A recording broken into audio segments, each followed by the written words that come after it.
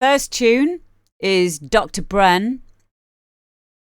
This is a track called Simmer Down by Casper Walsh, and this is the Dr. Bren extended mix.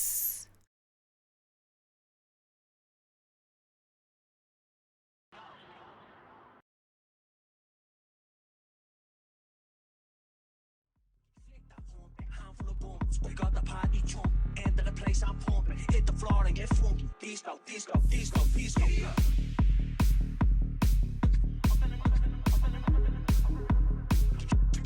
Sorry, it's going to be a little bit low in volume. I don't think he's normalised it, but I've got it as high as I can.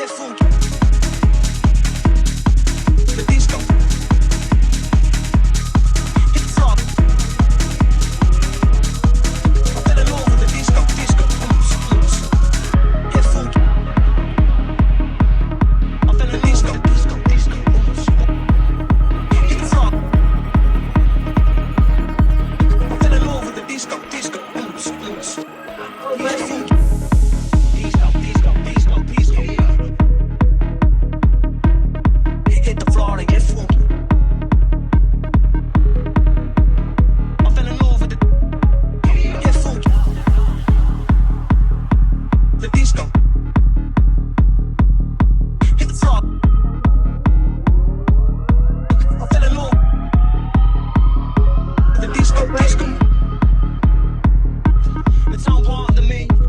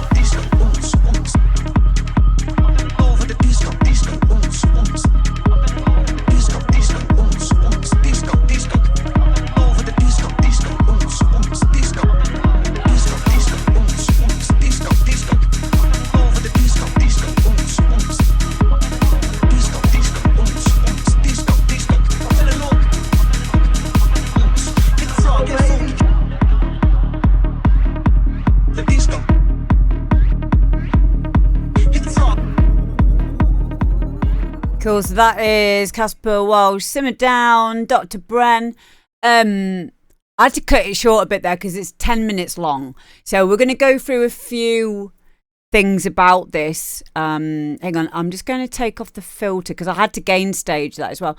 Just a bit of a reminder to people, you know, when you're putting a work in progress onto SoundCloud or whatever, a lot of the time we're working around about -6 or probably even less. So you're mixing down from around -6, kicks at -6, and then your bass, and then everything else kind of like anywhere underneath that. So when people are going to listen to a work in progress, sometimes it's a good idea to just normalize it so that people can hear it at the same volume. Come on, brain. The same volume as they would do any of the other tunes that they hear right before it or right after it. So there's a perceived loudness thing, isn't there? I produce into a limiter, so that helps me. Oh! Sean! Try mixing not with the limiter. Please. Because, right, the reason why mixing into a limiter sounds good is because it's just gluing everything together. You mix down without it at the end. Okay. You could save yourself a lot of time by not doing that. I mean, you do whatever you feel is working for you. But the problem is when we're mixing into a limiter, or you've got a limiter on all the time, you're not going to know what sounds need shaping. If there's any like issues, then you're not going to know how to fix it because everything's kind of like losing its dynamics and it's all sounding like very squashed and together. Only you'll know the difference. But I would recommend that you try doing that without a limiter.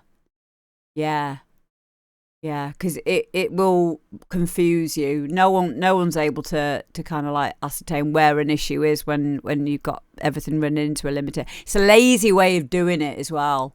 And I don't mean that you're lazy. I'm just saying that it is a lazy way of doing things. But you won't, your ears won't thank you for it because you'll never be able to separate sounds properly. So I used to not, but then Pierre Pinard gave me the tip. Well, he's really good, so maybe just do it then. I don't know why he would say that. I don't know why, but it's his day job, so maybe it is a lazy way. It doesn't mean that it doesn't work. I think maybe for him it's okay because he's gone through that process of not having one and then using one. But you'll know. It's up to you at the end of the day. But I personally wouldn't want to do it. Yeah, he does know what he's doing, but you don't. But oh my God, this is the thing, right? Can we all just stop listening to what everyone else says and treating it as gospel? Like, just listen to what someone says, but then find out for yourself in the same way. Because this is the problem. You'll just take on board what he said because you like his music, which is fine because he's a great bloke as well. But you won't really understand why to do that or why not to do that. It really infuriates me with things like Instagram. I see this is the best way to sidechain your kick and bass or get kick and bass separation, and they'll just show you, I don't know, using LFO tool or sidechaining in Ableton or whatever it is. It's just a way of doing it, or ghost notes, which used to be the way that you trigger it through a MIDI note.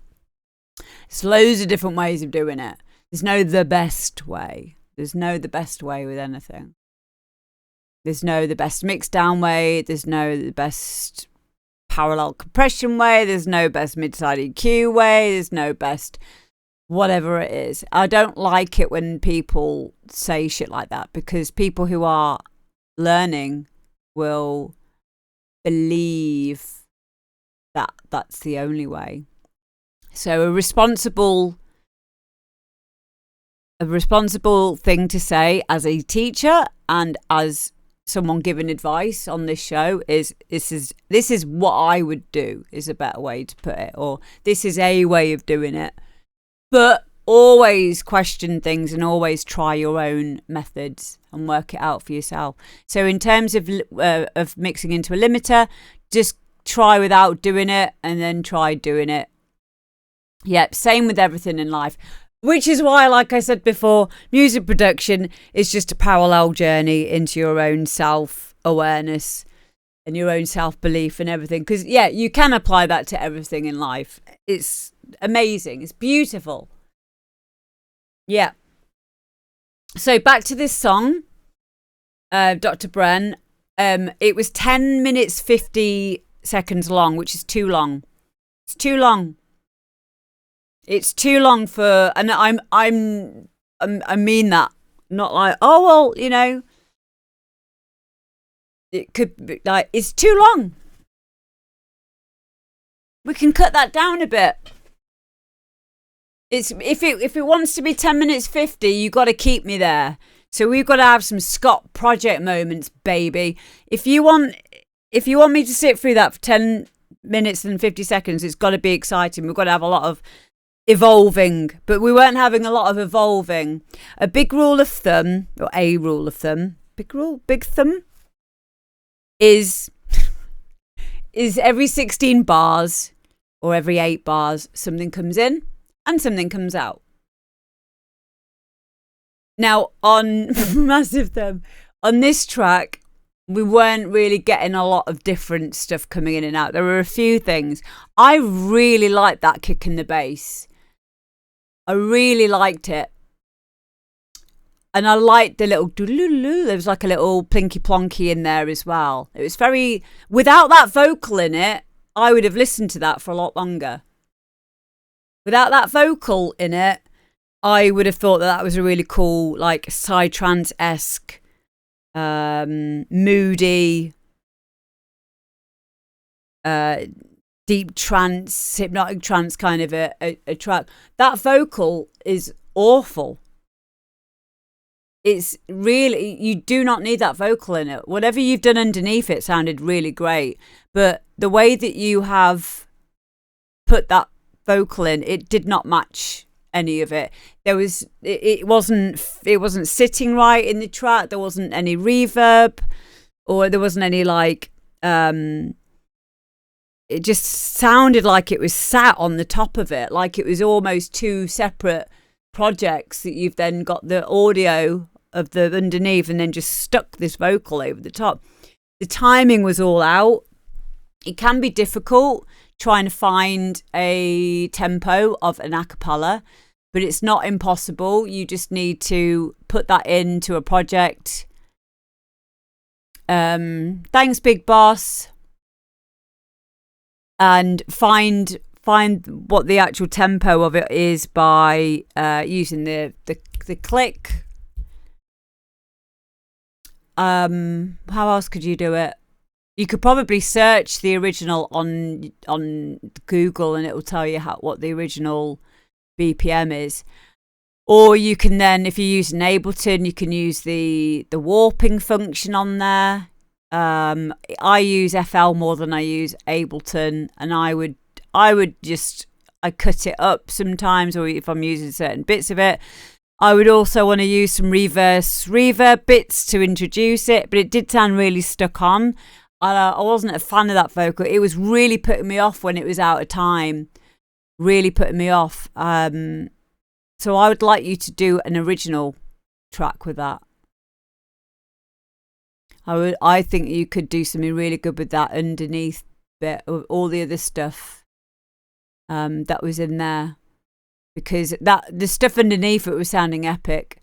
Or just do a bit more, do a little bit more practice with warping vocals.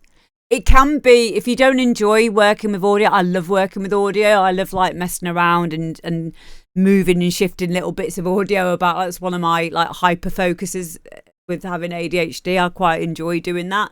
But that's something that straight away, if you were sending that to a record label, they would just be like, I'm not even going to listen through to the rest of it, because it was really putting me off being able to hear what else was happening. But I really loved the stuff going on underneath it. And I've known you for a long time, and I know that you can do some really, really good stuff. So please, please use the thing that you've got underneath there, and make an original tune out of it. Doesn't even need to have a vocal. Amber, why don't you leave your recorded DJ sets on Twitch or YouTube after you do the streams? I do. I used to, yeah. Well, I'm not sure if you know this, but Twitch stopped anyone from being able to create VODs videos. So years ago, or up to about a year ago, you would just do a stream and then you guys would be able to watch them back, wouldn't you? But they don't allow it anymore because of copyright. So what I do is I record my mixes when I'm doing a live stream, and then I'll upload them to my YouTube. So yeah, it's not that I'd stopped doing them. It's just that we have to like do it ourselves now. So, but thank you for listening to them. I appreciate you. Welcome in. So yeah, that was Dr. Bren. Go and give him a follow on SoundCloud. Oh God, my kids are back. No. So annoying. Oh, so embarrassing. Hi, Roxy. One of them got in trouble again at school. They're going through their dickhead era at the moment, my kids. Like, I've got 14-year-old twin girls. Yeah. Yeah, shall I just lock the door? Shall I? No. They will come down about, Mom!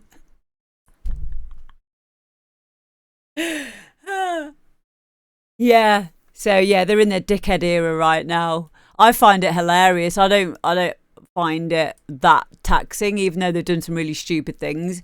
I'm like, yeah, I remember doing that. Yeah, I remember getting caught for that as well. It's still not as bad as I was. Don't tell them that I said that, though. Okay, next up, we have got Nath, and this is Regenerated. Now, did I get a file? Did I get the actual... Yeah, there you are. Okay, here we go. Nath and Regenerated.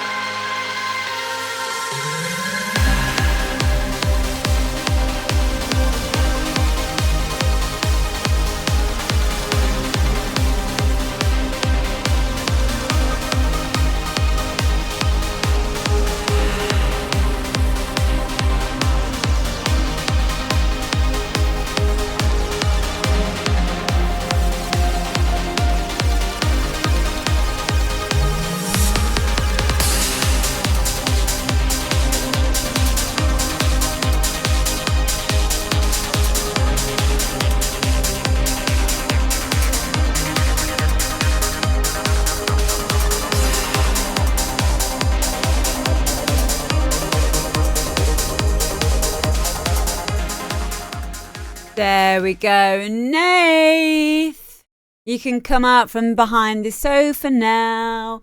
So Nath is in the chat right now. Please go and give him a follow on SoundCloud. Nath is someone that's been on my streams for a long time. I'm really proud of you, mate. I think this is a really great track. I don't think it's quite finished, but you're nearly there. I think the kick didn't suit it, or it was a little bit too loud. Maybe like half dB, or maybe a little bit less than that. A bit louder than everything else. Or it was a bit too clicky. Something about it was just shooting out a little bit. And I couldn't really hear the bass very well. I think the bass could be more prominent in there, because the bass was kind of like getting drowned out. It really, as it progressed through the track, it was building and building and building. There was a lot of subtle layers in there.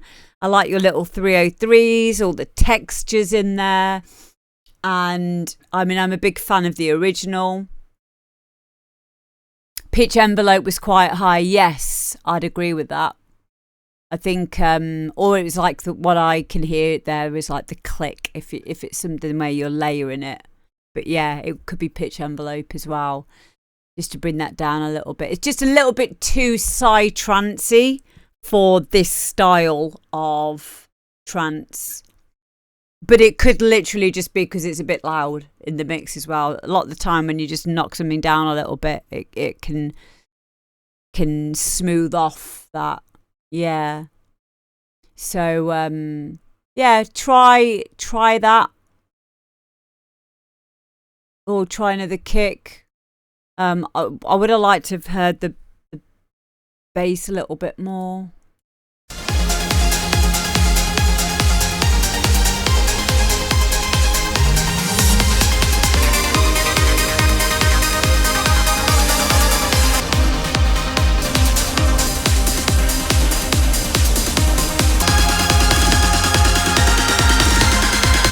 It's either that or there's a lot of bottom end in some of these pads and stuff that is maybe interfering. Yeah, don't judge the bass if you're listening on a phone, please. It's so nearly there, though. It's really nice. And I can tell you spent a lot of time on this.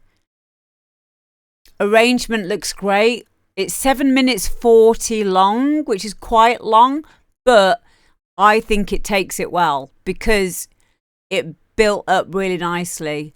The breakdown is quite long, so we're going from 2 minutes 14 up until 4 minutes 14. So you've got a 2 minute long breakdown. I think that's fine. Might be a bit too long for the kids these days. But I liked it. Stop it, Richie. Yeah, sidechain the bass to the kick, maybe. Maybe make the kick, the bass a bit more prominent. But I think that some of it's getting disguised behind some of the lower mids and low mid layers, pads. TikTok did ruin attention span. Hang on, Sparks, you're like 12 and you're saying that. If you know that already, then I think there's hope for the future. Yay! The young ones get it. I know you're not really 12, darling. I'm just being facetious. You're like 19, aren't you? But yeah, you're right.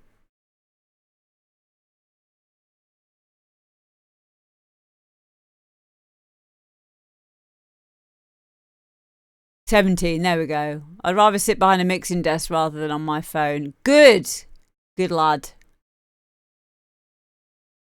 Purple Proto says, "I always seek out extended mixes of tracks." Yes. I put kick back to 0 dB. I can lower it easy. Okay, so you're mixing around 0 dB. Is that what you mean? please don't mix any higher than, like, maybe try mixing from like -6 dB. So have your no, I put the volume up after. Okay, phew. Okay, that's fine. Okay, but yeah, like, just go back into your project. Yeah, start. Yeah, -6. Cool, that's fine. I was going to say, it didn't sound like you were distorted or anything. There were definitely dynamics. I can see them. I can see the dynamics in the waveform in front of me from the file that you sent. Cool. Yeah, just keep at it. If I were you, I would not bother trying to change stuff in this tune. Just take on board what you've learned from this and take it into your next one. Thank you, mate. Next up, we've got Mikey G. And Mikey G's done a song called Tell Me Tonight. So Mikey G got spotted by the owner of Rewired Records, which is Steve Bruce. And yeah, he's been signed for about 2.5 years on that label. So you know it's going to be good. Are you ready? Get your dancing pants on. Let's go.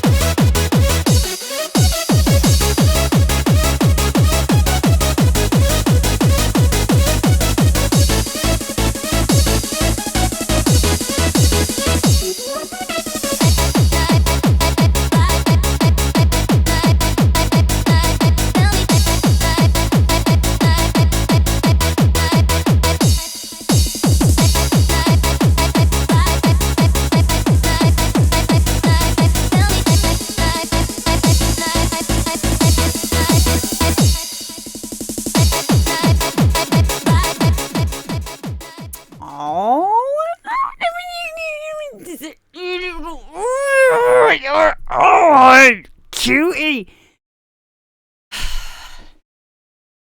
It's alright, that, wasn't it? So much fun. What a fun genre. Loved it. Woo!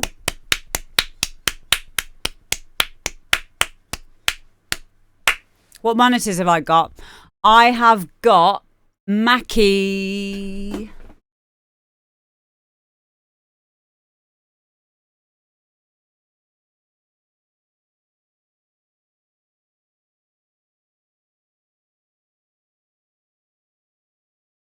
HR624 Mark IIs and a Mackie sub.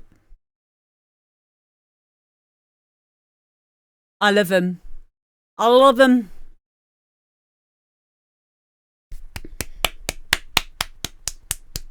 Mikey G, take a bow. Yeah, it's Machina. It's got hardcore. See, these are the little nuances. I've been learning about this. I don't think it's better, Sparks. I'd say with any flat response monitors, like it's whatever you're used to, isn't it? I wouldn't want to get rid of these now because I like how they sound in my room.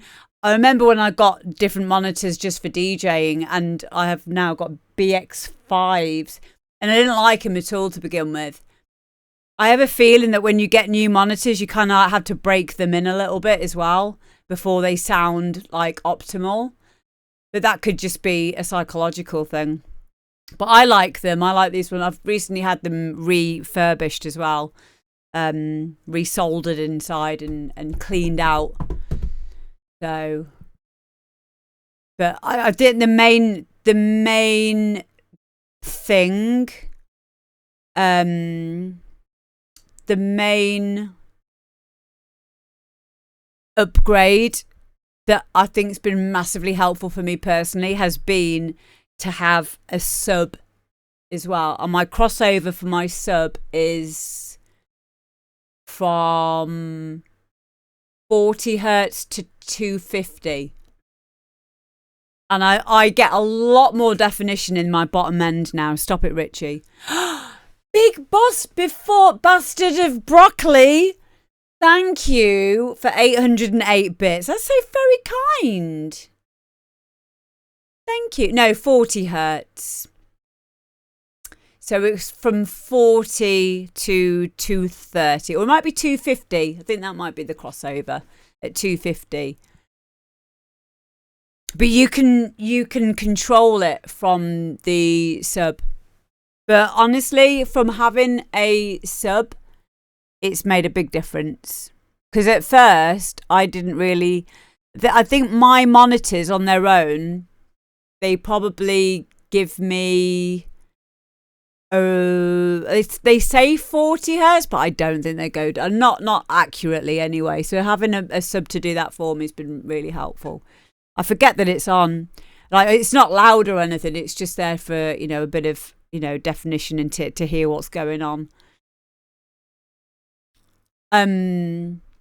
Yeah, like whenever I hear one of these tunes, it just makes me want to make more Machina. I made a Machina track, and Steve from Blatant Beats from Rewired is going to be releasing it on his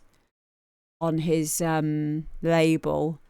I just had so much fun making it. I was ill and I was high on Night Nurse. And I was like, I'm going to make a Machina track. So I researched Machina, and then I found Rewired Records, which is where Mikey G is from, and Sparks, who's in the chat as well. And I found loads of really cool tutorials on making Machina, bought a few sample packs, and then by the end of day 2, it was done. Bye, Sphero, I love you. Oh, there you are. Hello, Mikey G. Yeah, like this is exactly what I want from this style of music. The vocal was great. I was singing along with it by the end chorus. It's you can learn the words quite quickly. Probably after about the third time of hearing this song, I would know the words to it, which I find means it sticks in people's heads a lot more. And sonically, it sounded really good. Everything sounded really well mixed. Arrangement, perfect. It's just fun. So much fun. So uplifting. A bit like Smiley Face from 99. There you go. There you go. Thank you, Mikey G.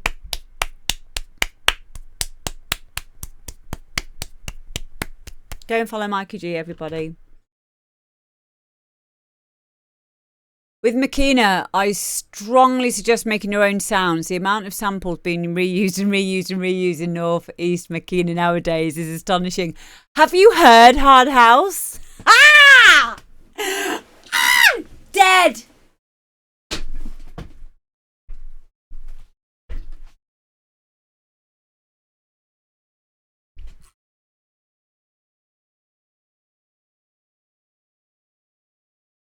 Yeah, we have the same. We have the same in the Hard House scene. Do you know what? Again, this really astounds me that you're 17 and you're saying that everyone's using... yeah, Hard House is bad for it. But, right, this is... Okay, that's the point of it. I'm not slagging off Hard House. I love my Hard House. But that's... The thing is, okay, you're right. You should make your own samples. It's great to go out, record Foley, learn how to use... granule synthesis, like put audio into an oscillator on a synth and mess around with it and get some really cool weird effects and stuff.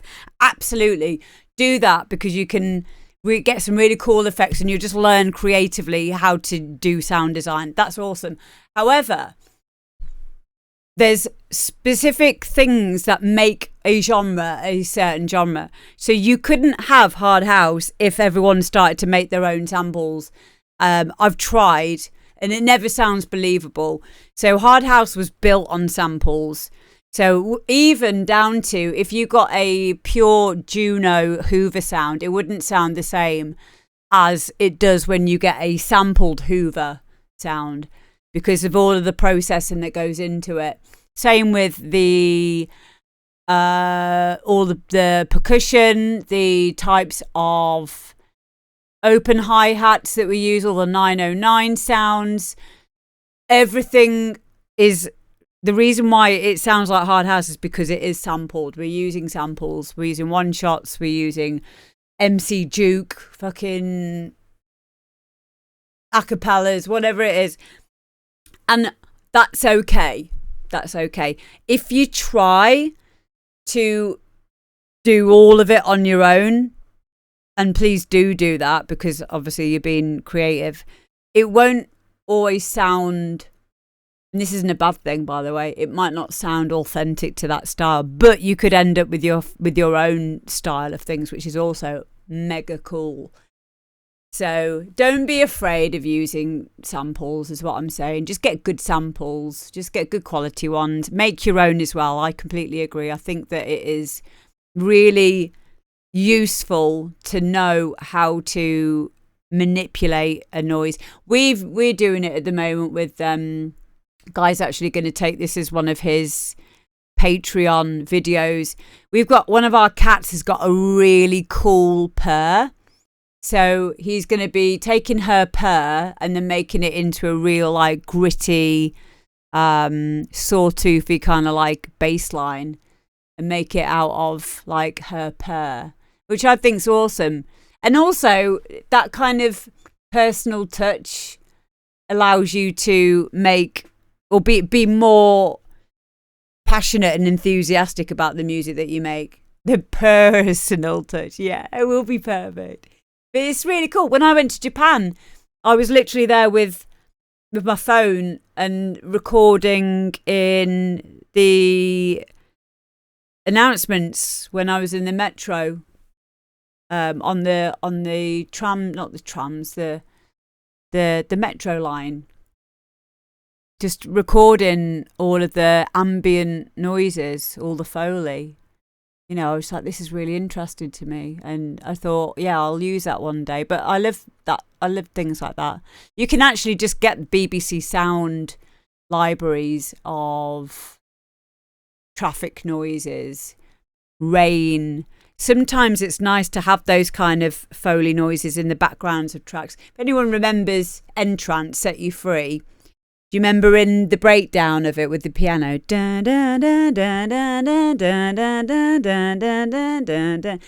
that, oh yeah, when I hold you, baby.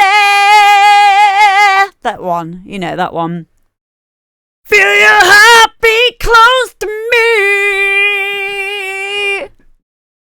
It's got, thank you for following, by the way.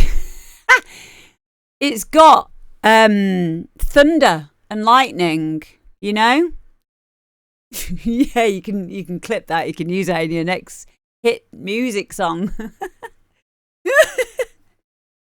You can hear they've got a thunder and lightning sample in there. If you've not heard it, go back and listen to it. The reason for that was it was pressed to vinyl, and there would be these little clicks and pops in vinyl. So to disguise it, they put in this thunder clappy noise in there and rain and the thunder in there.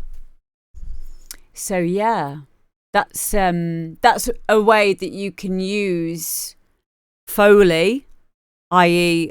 ambient noises, for textures, set a mood in your track, fill it out a little bit more. Yeah, loads of tracks do it. Loads of tracks. Another one that I remembered it being in was Craig David. Making moves here on the dance floor, gonna walk down real hardcore, from the front to the back, that's where I was at. You know, there's something, do it like that. And it's got that breaking glass sound in it. I was like, ooh, I like that. Oh, I like that. Because it's a normal noise that you hear all the time, but our ears like natural noises. So, yeah, it was just, you know, things like that, natural noises in songs, gunshots like in 137 Lockdown, whatever it was called, that Speed Garage tune, you know, things like that people like. So, yeah, do it. Go out, go into this street, go up to someone, knock on their door, right? Go and do this. Go knock on their door and just shove a microphone in their face. Go to your local library.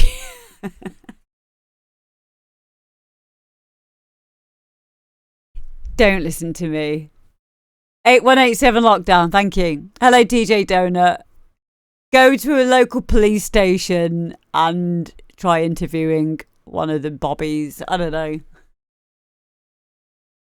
What was it that Prodigy did? They recorded pulling someone through a hedge or something, didn't they? And that was like the sound on one of their tunes. Yeah. Do something like that. I think deadmau5 even has an ass clap for his clap, which is actually the sound of someone him smacking someone's ass. So loads of ways to get your own little samples into your music. There you go. Thanks, Sparks. So yeah, Mikey G, thank you, mate. Next up we have got Healy. And this is called Dupa Fly Remix. This is awesome. Here we go.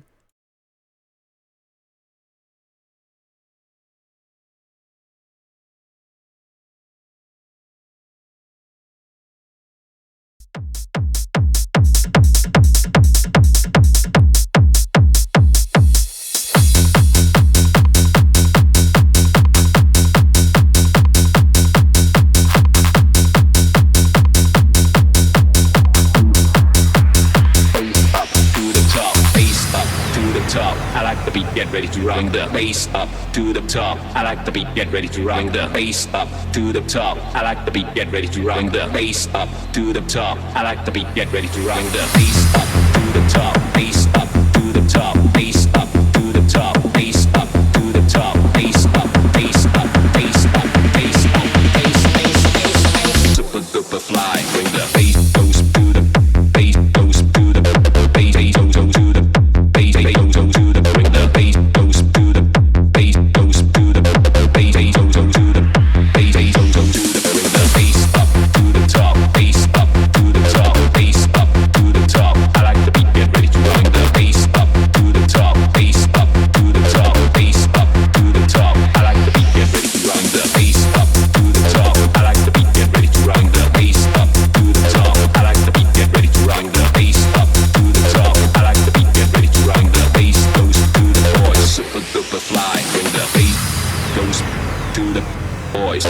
bass goes to the boys. Bass goes to the boy. Bass goes to boy. Bass goes to boy. Bass goes to the boy. Bass goes to boy. Bass goes to boy.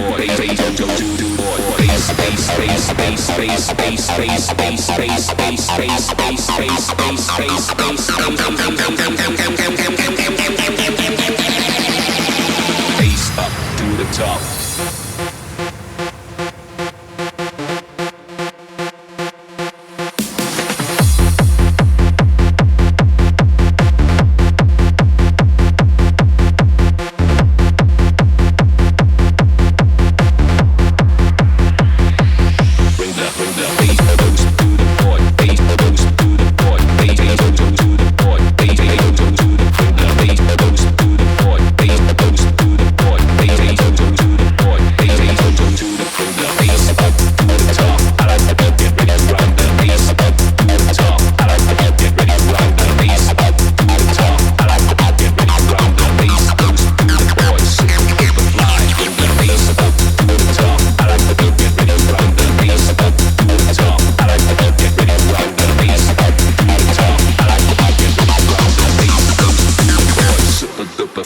Bring the bass goes to the board, bass goes to the board, bass goes to the board, bass goes to the bring the bass goes to the board, bass goes to the board, bass goes to the board, bass goes to the bring the bass goes to the bass goes to the bass goes to the bass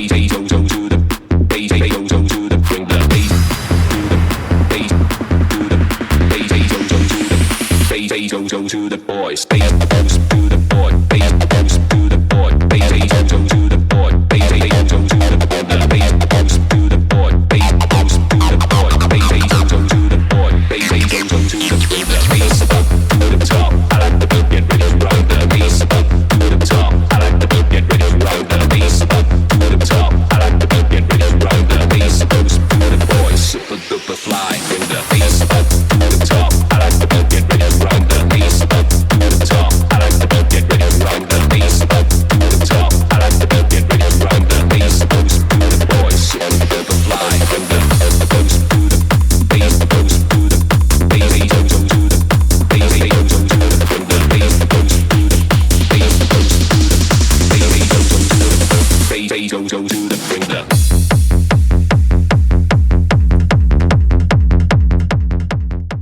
Wow, Healy!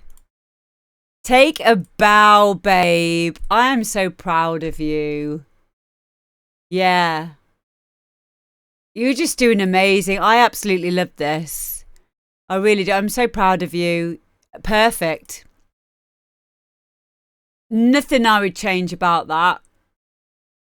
Nothing. Because it wasn't overworked. Yeah, it's simple and effective. Everything's got its place. You aren't covering anything up with other loops and, you know, shit like that. It's really clean sounding. That kick and bass separation is mwah! Chef's kiss. Really, really, really good. You should be super proud of yourself. I know that me and Dave were talking about you at the weekend because obviously Dave's one of my best friends, General Bounce. And he's signed, I think, at least one of your tunes, hasn't he?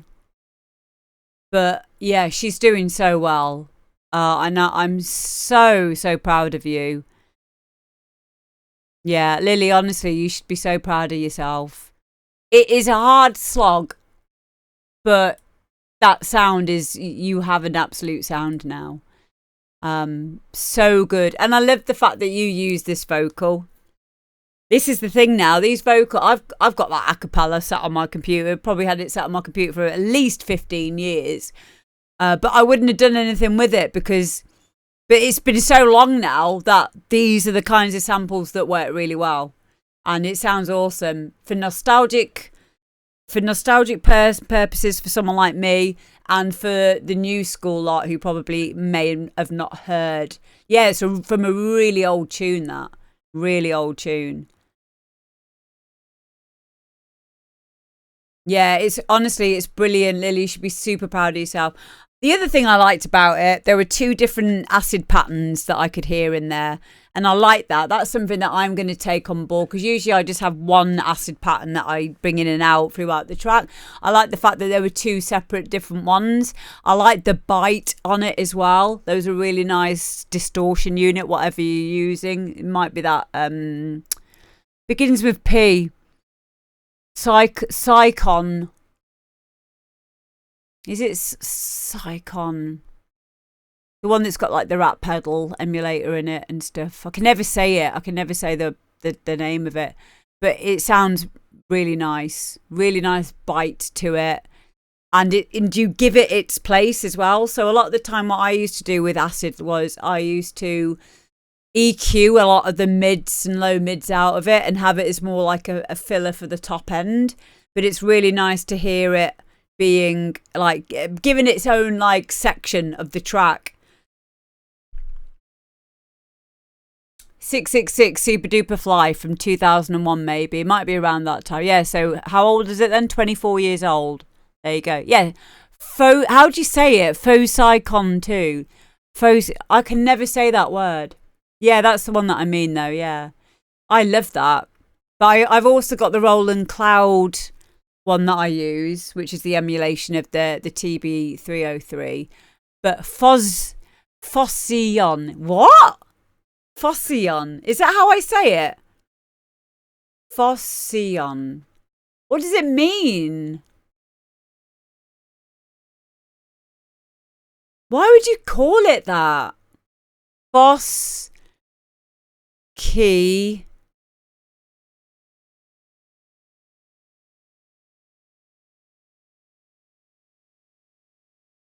V. Boss. Foskeon. What? No, you're fucking with me.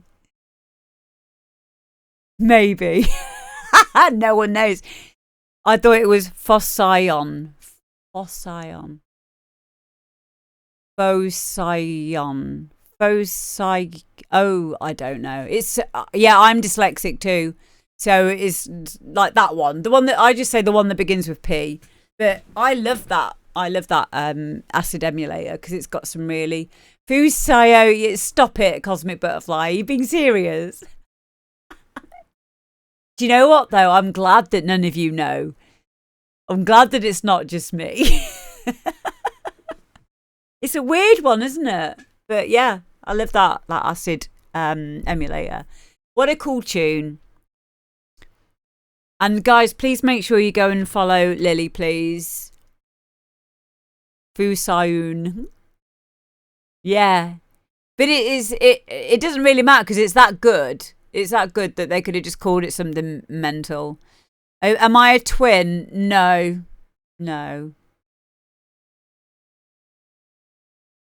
Faux Scion. Okay, so you got it from a YouTube. Thank you, Mushroom Badger Snake. So Mushroom Badger Snake has put this to bed now. Faux Scion. Faux Scion. That makes sense. Yeah. But yeah, the Roland Cloud stuff is really great as well. It's only because I have my TD3 box now all set up for my DJ hybrid stuff. So I don't really... sometimes I just can't be bothered to have stuff in front of me to twiddle. So sometimes it's just easier to use an emulator like Faux Scion. But it's got some really cool presets and like I say, it's got that rat distortion in there as well. But yeah, it's great. You look like one of my mate's mother's sister and her. Oh, brilliant. Maybe I am her. Mate's mother's sister. I look like one of your mate's mother's sister. Oh. That's cool.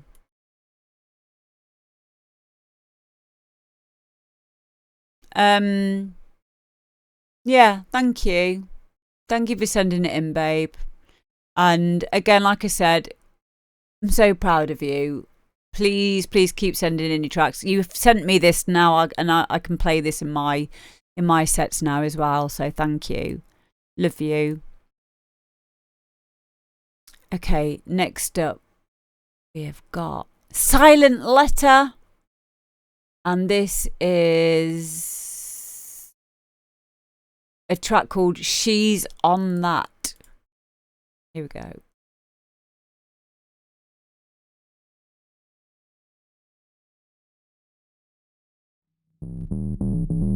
She's got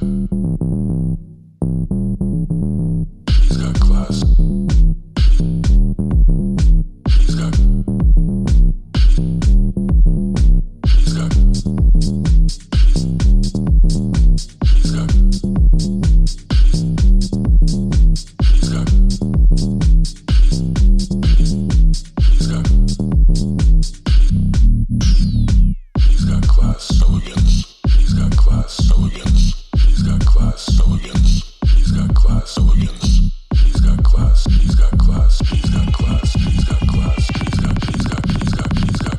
on that exuberance, elegance, class, sass, exuberance, elegance, class, sass, she's got class, elegance, she's got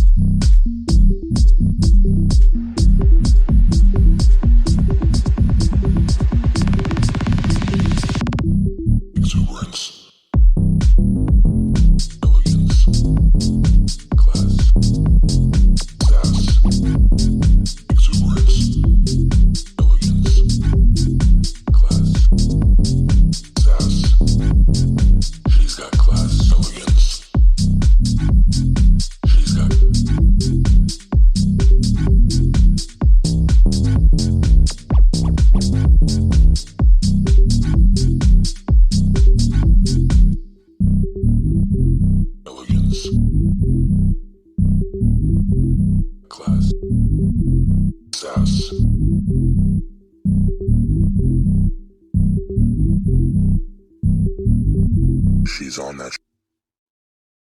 There we go. That was Silent Letter.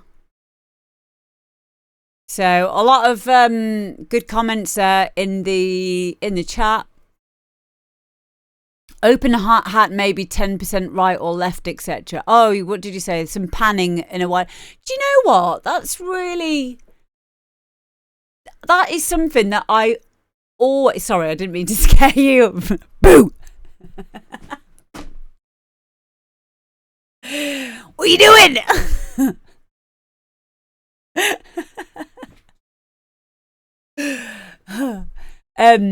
It's something I always forget to do. Not that I forget to do it, I get scared of doing it too much. Panning instruments. Or if I do it really, really subtly. Or like with my hats, for example, I might use shaper box. I'd use the panning but parallel on like my hi-hats just to kind of excite them a little bit, but still running it parallel and not too much, because I like to have everything down the middle. But I like what you've said there. I think that it's probably something that, since I'm a Raj McKenna gremlin, I have my hats like 46% right, LOL. Well, you're doing it right. Yeah, you're right, exactly. If it's played at a club like Digital in Newcastle, I'm playing there soon, by the way. It should be mono, so no sound is lost in one side of the club. Yeah, exactly. Exactly. I know about like 46%, but yeah, as if you're old enough to be in there. That is just so funny to me. Hey, guess what? You can come to the gig that I'm playing at soon. What date is it? It's a Rave Kids event. I'm taking my children. So if you want to go to a Rave Kids event, let me know. Oh my God. It's next Saturday. So not this Saturday, the one after 17th. I'll be at Digital in Newcastle. Not old enough to go out proper clubbing, but you can come to Rave Kids. Yay. Brilliant. What genre? Oh, I'll be playing bounce. Great club though, awesome club. But yeah, nothing wrong with panning stuff to give stuff room. Just make sure everything's been checked in mono. Whatever you do. You ever do big festivals? Yep. Yeah, I play at festivals. I played at a lot of festivals. I like playing at festivals. They're awesome.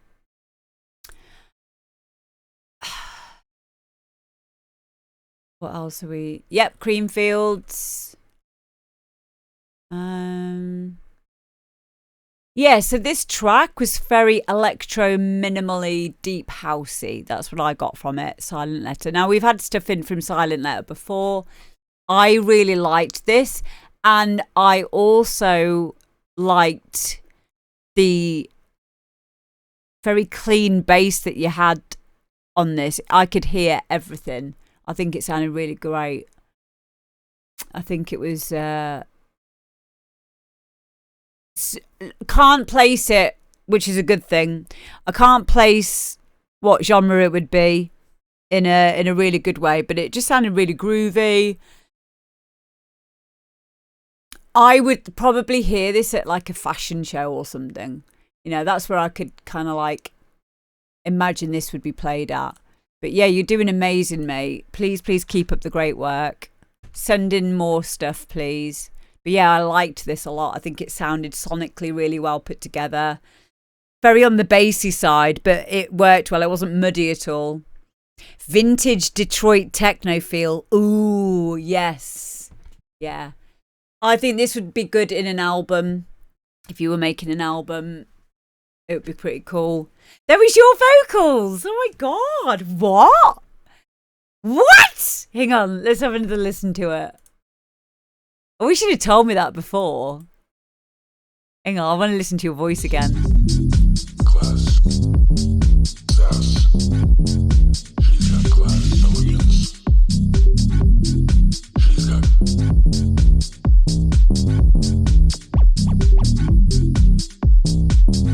two words. Class, elegance, sass. Two words. Elegance. Is your voice always that low, or have you pitched it down? I love the effects that you're doing on that, like the glitchy effects and stuff. Yeah, it sounds really cool. Really, really cool. I love that attention to detail. But is your voice that low, or did you pitch it down?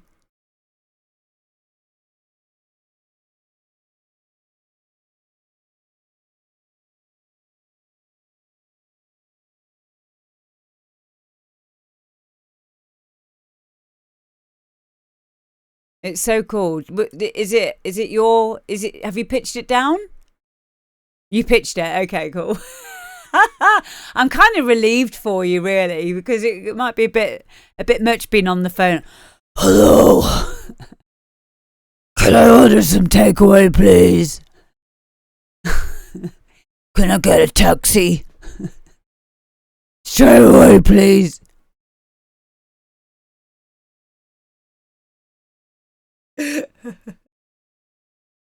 I love that you've done. Yeah, I'm not like other guys.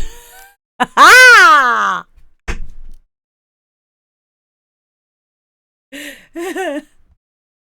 Lived it. I love it even more now I know that that's your vocal. It sounds really, really good. Like, really polished. Like I said, I love those glitchy effects that you've got on there. It all worked really well within that track. Really, again, nice and minimal. Everything's doing what it should be doing. Loved it. Thank you for sending it in, mate. Really different. I've been making my own vocals because I can't find any I like. Yeah, I think that's a wise thing to do, especially with vocals, because a lot of us, me included, use Splice for stuff or Looperman, other places as well. But we all know that if we find a really good vocal, the chances are someone else has used or is going to use that vocal as well. So by making your own, it goes back to what we were saying, what Sparks was saying about recording your own sound and manipulating your own sound. What better way to get your own sound across to people? In fact, is probably really important in quite the same way that as a DJ, being a DJ now means maybe making your own mashups of tunes, your own edits, and your own music. And that's kind of like a bigger, an expression of what we're doing as an artist, as a music producer, where we have to make our own sounds to go into our tracks as well to make them unique and authentic to us. Because stuff will just sound all the same. So I applaud you on that. Vocals are probably the hardest to do due to self-criticism. Yeah, I completely agree. I have tried to do my own vocals. In fact, I have done my own vocals, but I've used a lot of processing on them. Melodyne is your friend with these kinds of things. So, yeah, don't be afraid to try putting your own vocals into stuff. In fact, again, like everything else, is a parallel journey into self-belief and pushing yourself as an artist. Try it. No one else needs to hear it. It's just for you. But it would be a really good way for you to get used to, one, recording at the right volume. Maybe like I now record in 32-bit floating so that there's no distortion. I've got enough headroom. I've got infinite headroom pretty much.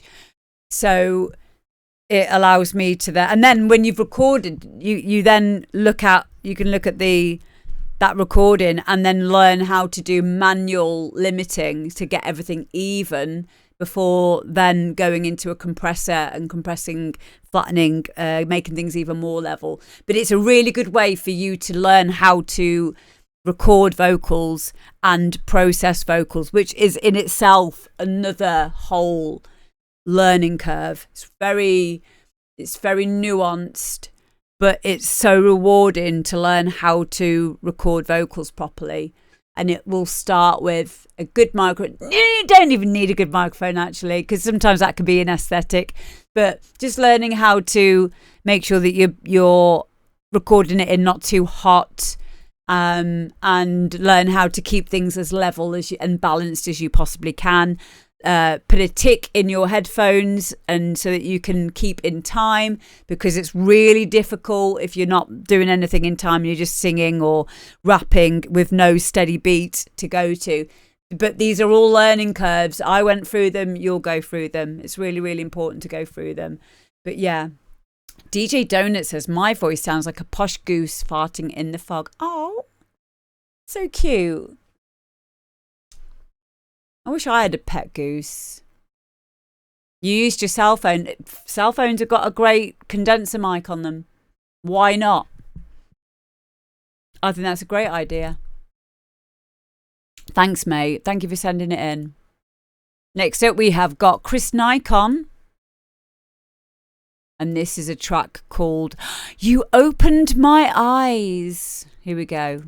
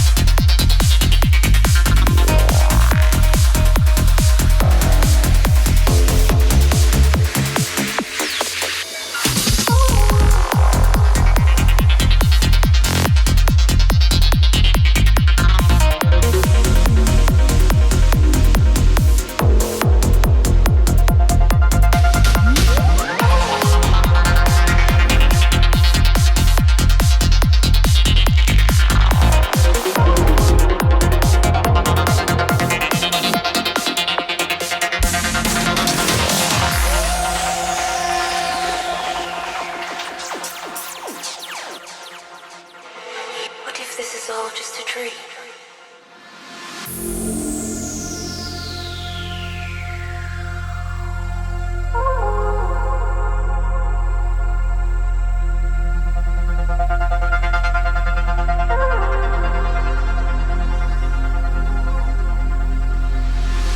I never knew anywhere that felt like home. I've wandered forever chasing the unknown. Was lost in a world with no meaning till you opened my eyes. What if this is all just a dream?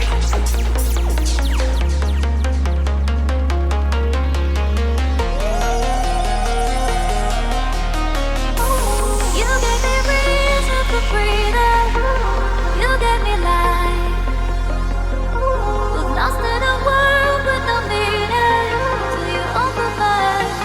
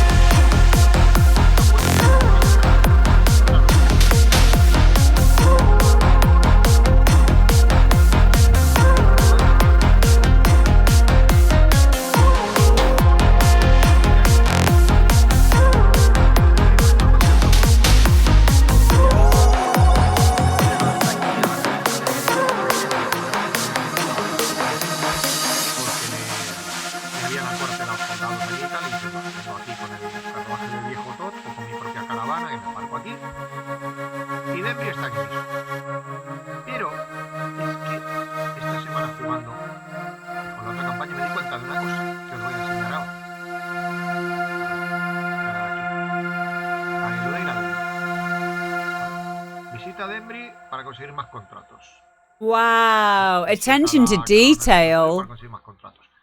That's so cool. Sorry, I didn't realize there was something else in the background there. There was some talking, but I thought that was part of it. I thought that sounded quite good.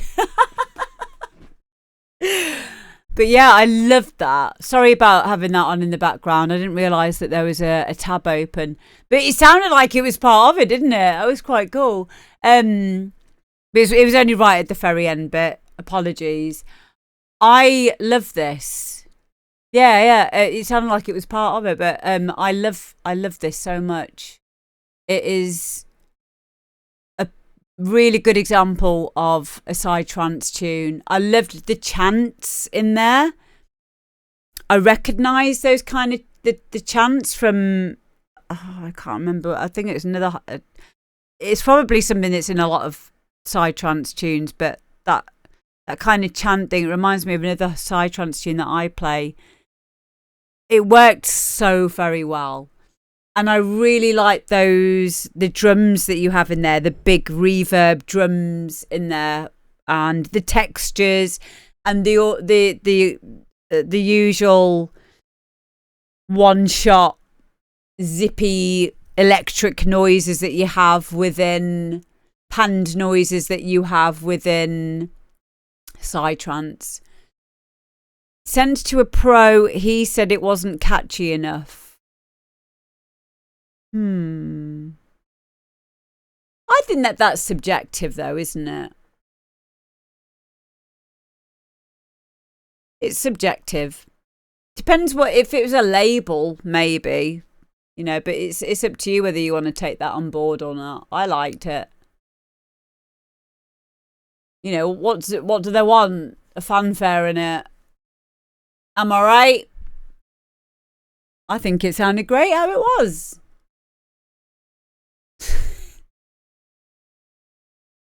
Maybe we could put in the little chatty bit at the end and be like, oh yeah, it's mint now.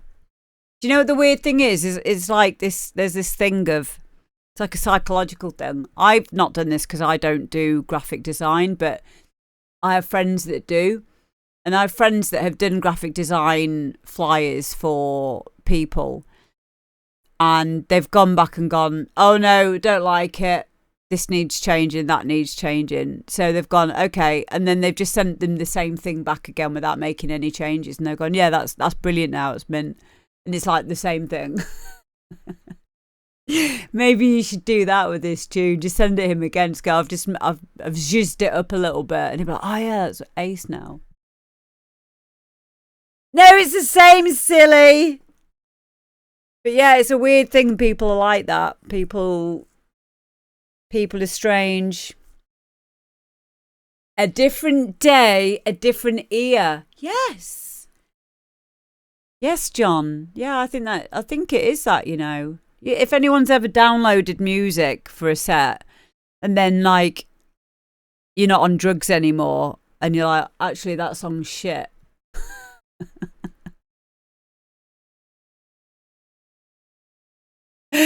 Why did I buy this?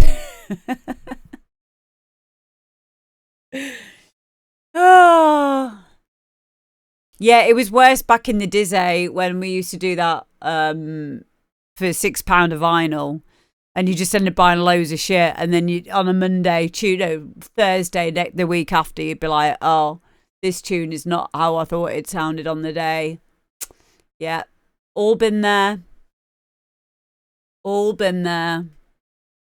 But yeah, it's crazy how your mindset can dictate how we listen to things.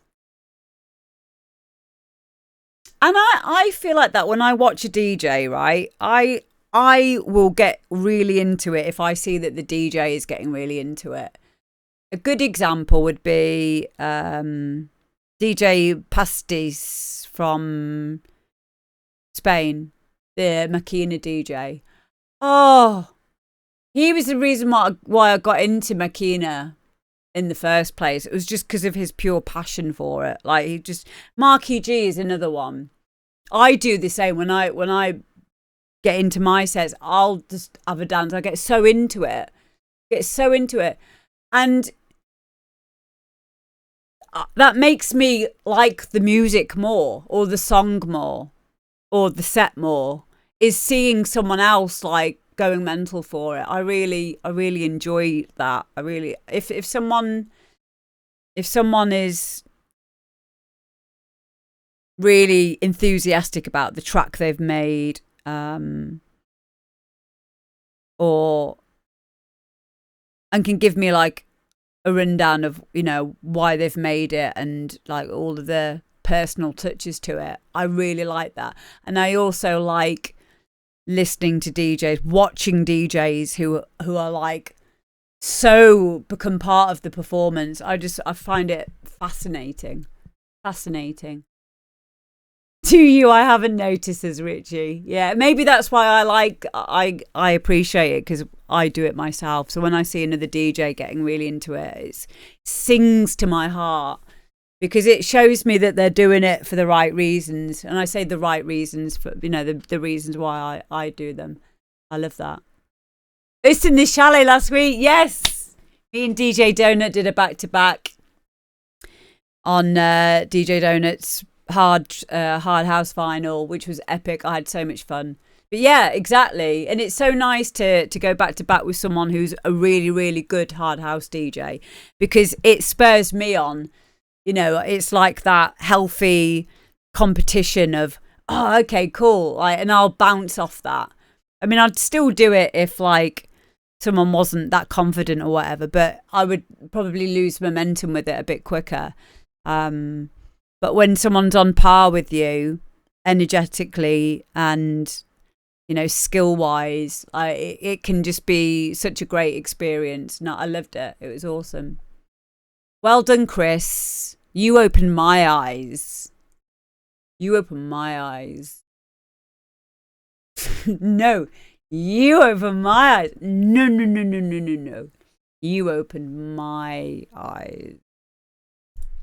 Lived it.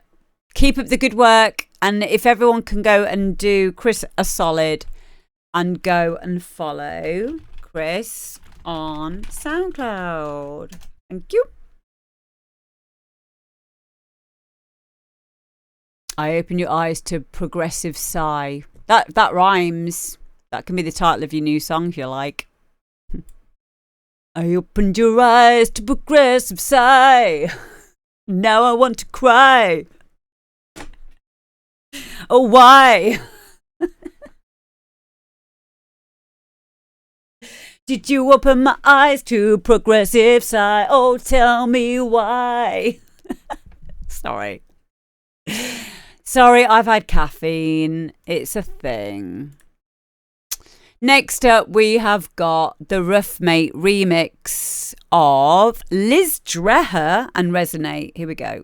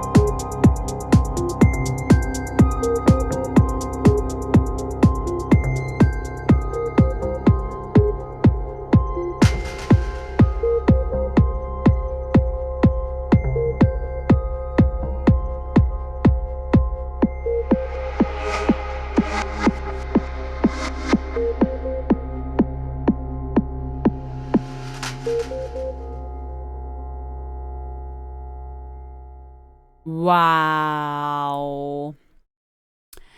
So, okay, so for a bit of context about the Rough Mates sent in a number of tunes before, and a lot of the time they've been quite weird in the best of ways. Very ADHD, loads of ideas popping off. And I've always said how much I enjoyed that aspect of his creations. And I didn't want to like try and steer him away from that because I liked this organic expression that was coming out of him. It wouldn't be something that would be so readily snapped up by a record label, but that isn't always the point in creation of music. And I recognised that with the Rough Mates stuff, this was something that I didn't want to influence by saying something that could make him feel self-aware, too self-critical of this aspect of himself, making music that was very non-genre specific and kind of like had a lot of different identities all rolled into one. Because I could kind of sense that this was part of the journey. I've been here myself where there's a lot of ideas popping off in one project, so it doesn't really have much structure. But those are really important tunes to make. They're really important projects to go through as a developing artist because they're helping you to make critical decisions on what is going to be kept in a track, what is not needed. But that takes doing it and then finishing it and then moving on to the next tune and moving on to the next tune. So it's a really important part of any artist's journey.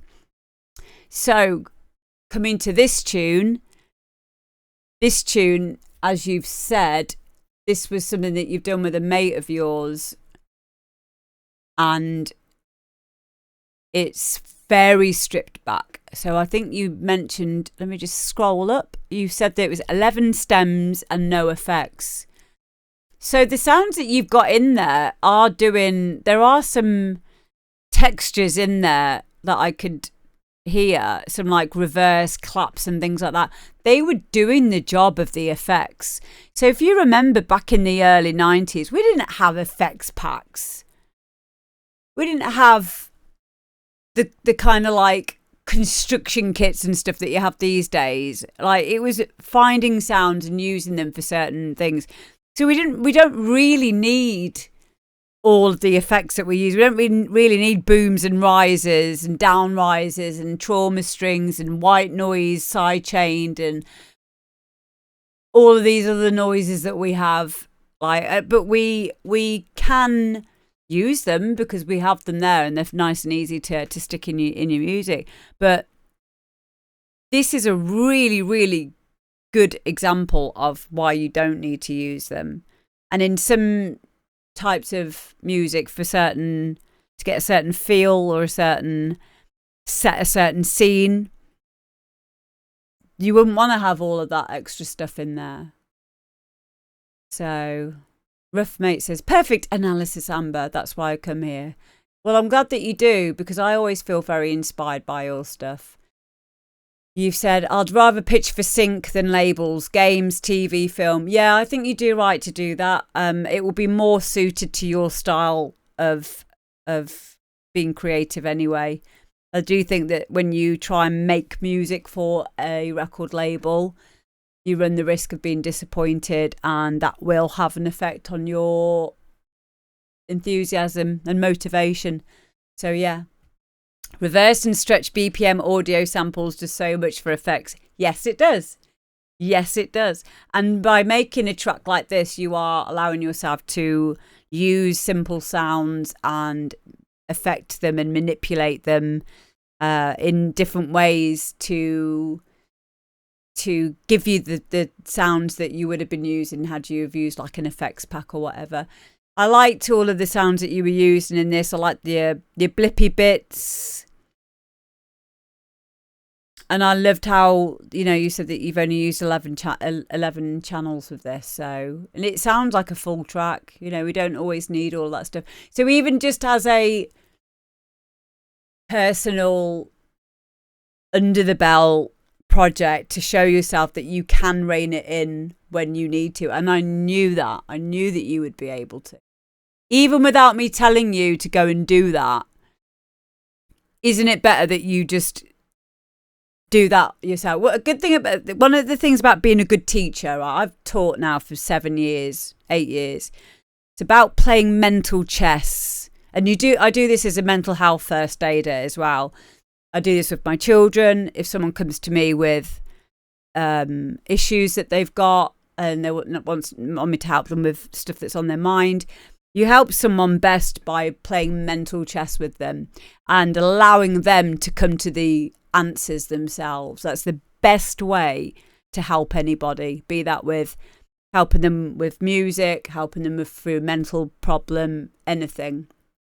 So you help them by playing mental chess with them. So you give them a suggestion, or not even a suggestion, you just open up the question for them to answer. And that's exactly what you've done. And I'm so proud of you, mate. Hello, Control 4. Thank you for the raid. How are you doing? So for those of you who are sending me stuff on the demo drop, please make sure you're following Control 4 Official, because Control 4 also has a demo drop kind of show. So he's doing a similar thing to me, but he's going to have his very own way of doing things. He's very, very proficient in, the mastering world, and will have a different perspective to what I have on my show. So anyone that sends stuff to my show, please make sure you send it over to Control 4's show as well, just so you got more ideas from people, more different perspectives. And yeah, I think that would be a really good thing for you to do. Please make sure you go and give them a follow. I hope you had a good stream. What were you doing? Progressive equals making it good, but leaving enough of an idea that you could have gone a lot further. Yeah, because it depends where it's relative, isn't it? And it's context. If you've come from a hard dance background, progressive is going to seem really bare, really, really bare. But it's about using what you've got really well. And the same with psytrance. I'd say psytrance is probably one of the harder genres to make well. So you've missed so much, but don't worry, you can watch it all back on YouTube. How was your stream? Did you have fun? I'm a bit achy at the moment. I've been going back to the gym 3 times a week. And I was supposed to go today, but Guy said he was feeling a little bit tired. I've been doing like the thingies, and so this bit's hurting. Ooh.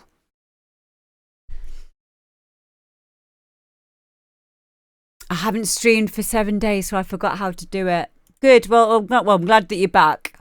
I'm not glad that you forgot how to do it, but I'm glad that you're back now. So I'll be putting this show up on YouTube at the end of the show, rough mate, if that's what you mean. Yeah. Thank you for sending it in. What a tune. Keep them coming, mate. Next up is People Like Us. Yay! Stefan's next. And this is Dark Monk's Insane People Like Us rework.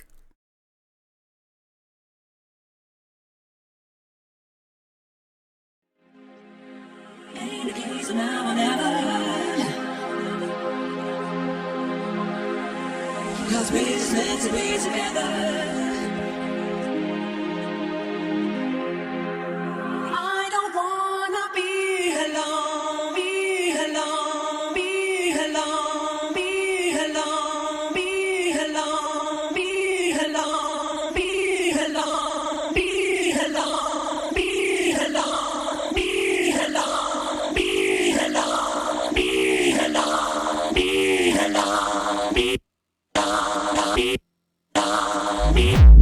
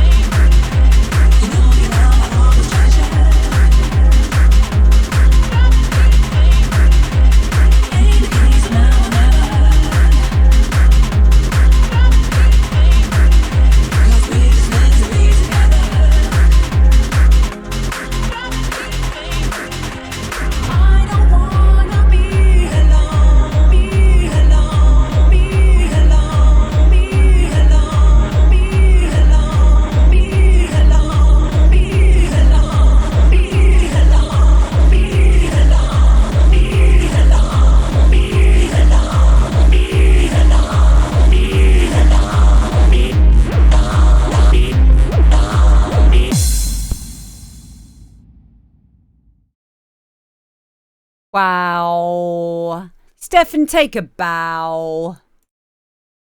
That is so cool. Yeah, all good ideas there in the chat on this one. MU Digital says, when it comes to setting up club nights, do the clubs take most of the money? I'm thinking of getting into DJing and setting up events I can produce. So I don't personally do promoting events because I have a massive respect for people that do it, especially in today's climate. It's not very easy to set up an event. I would say start small, maybe do an event with, maybe get like a room on get a room on an event that's already like established, maybe with a few of your DJ friends, as to have like be able to host a room. The clubs take the actual venue, I think, take the bar money. And then the promoter will have the ticket money. But then out of that, you'll then have to pay your DJs, which can get quite expensive. Security, promotion can get very, very, very expensive very quickly. So, yeah. If you can produce, that's awesome. But promoting is a good way to get yourself more noticed as a DJ, maybe. But again, it is high risk. I would say proceed with caution. See if you can get any funding, possibly. See if you can put on any free events. Yeah, but I hope that's been helpful. Stefan, this is an awesome rework of a track that I love, and I love your production anyway. Nice and simple. You've made it into a really nice techno banger. Yeah, I liked it. I like what you did with it. I liked how you kept it quite true to the original as well. But you know I love your stuff anyway, so thank you for sending it in, People Like Us. Make sure you go and follow People Like Us as well, please, gang. I'm going now. It's 9 o'clock. I've got a couple of hours to play on Genshin Impact.